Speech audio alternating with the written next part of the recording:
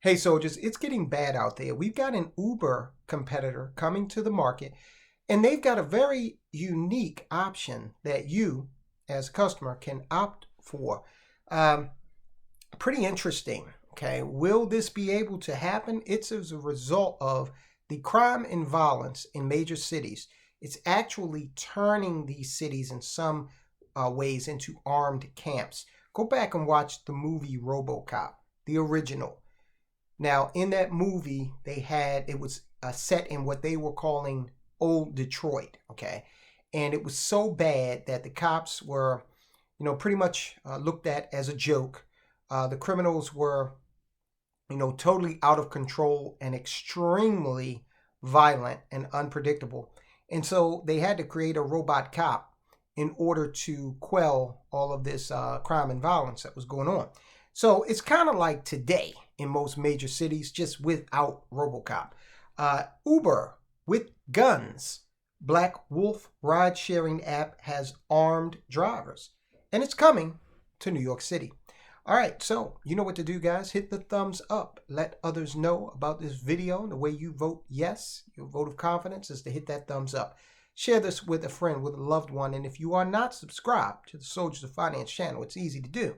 Enlist, become a Soldier of Finance. Hit the subscribe button. Let me know in the comments, and I will salute you. Take a look at our members only section as well.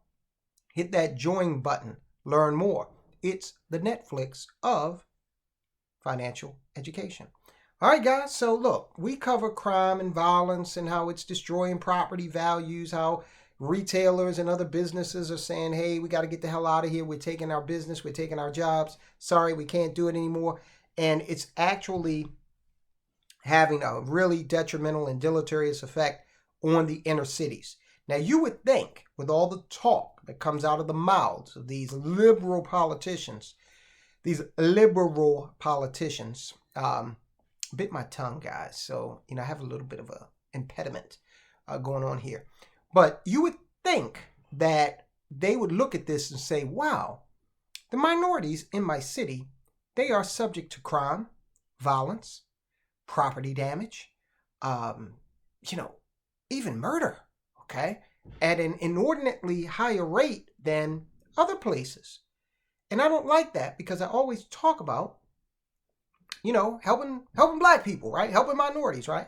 But yet and still their policies result, these liberal politicians, their policies result in the antithesis of what they say they want for their citizens. So that results in flight. Not just white flight, but people, it's a social economic flight. When people get enough money to get the hell out of a city, that's exactly what they do. All right, and who can blame them?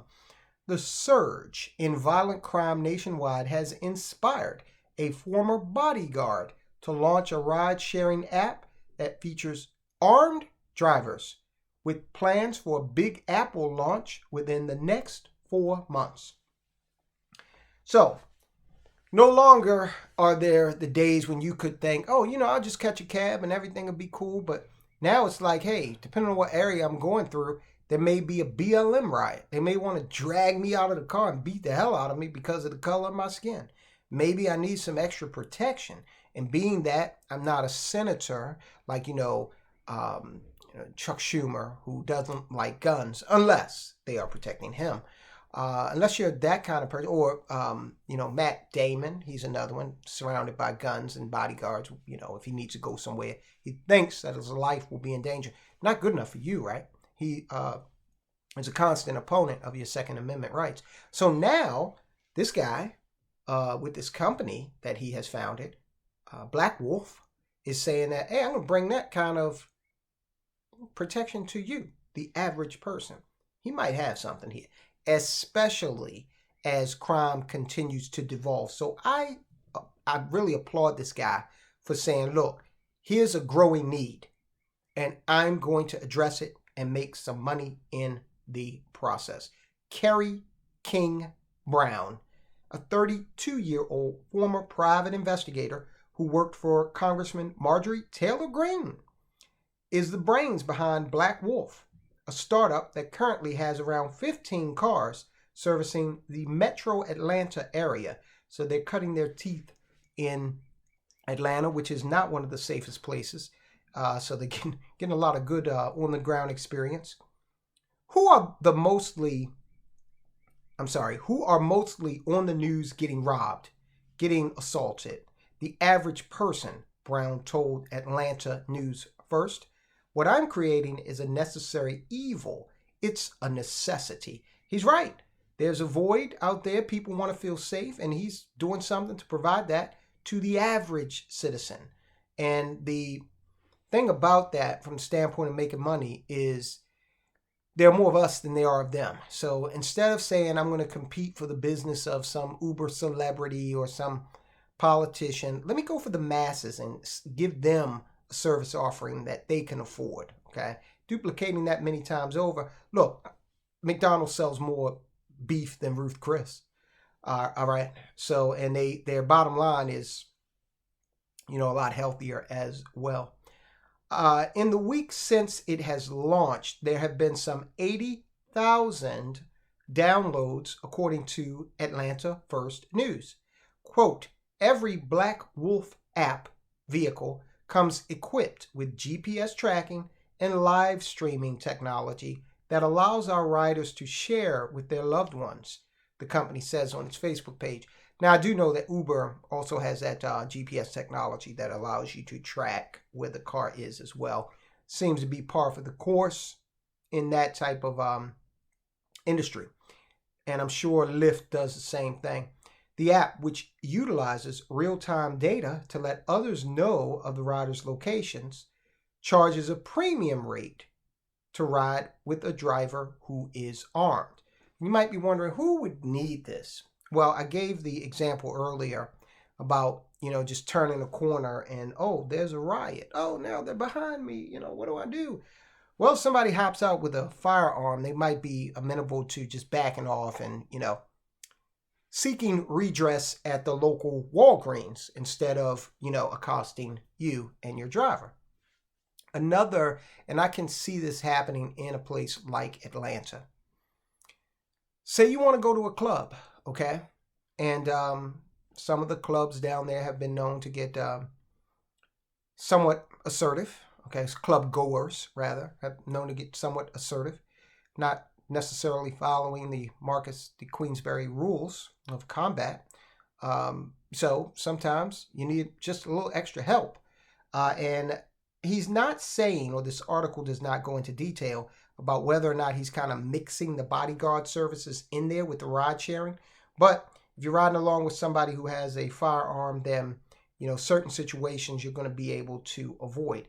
And look, it might, depending on where you live, this might seem like something that is, just superfluous and not needed. But no, I can tell you right now, I'm going to tell you right now, and be quite honest with you. If I had to go into certain areas, this might be the one for me. Now, there are obvious challenges to this. We can get to that in a minute. So riders pay a base rate of $50 for an unarmed driver, in addition to $1.75 per mile. A driver who is packing heat would set a rider back $60 as a base rate, followed by a rate of $1.75 per mile. So the same per mileage rate. The Black Wolf ride-sharing app requires drivers to pass a background check and undergo training on how to handle a firearm, as well as de-escalation. Very important. Because look, in all seriousness, the best bodyguards are the ones that are going to, something pops off and they're just going to get you the hell out of there, okay? Not someone that's going to stand there and participate in an escalating situation. Someone who's going to remove you from the problem area, from trouble. That's the best case scenario. So de-escalation is key. Now, Brown is a Long Island native, and he aspires to bring his service to the Big Apple. But New York City's strict gun laws could complicate those plans. He said that he is looking to enter the New York City market with help from a connection. I know a guy. This connection is a detective in the New York City Police Department who has his own security company and provides training for drivers. Now, I'll be quite honest with you.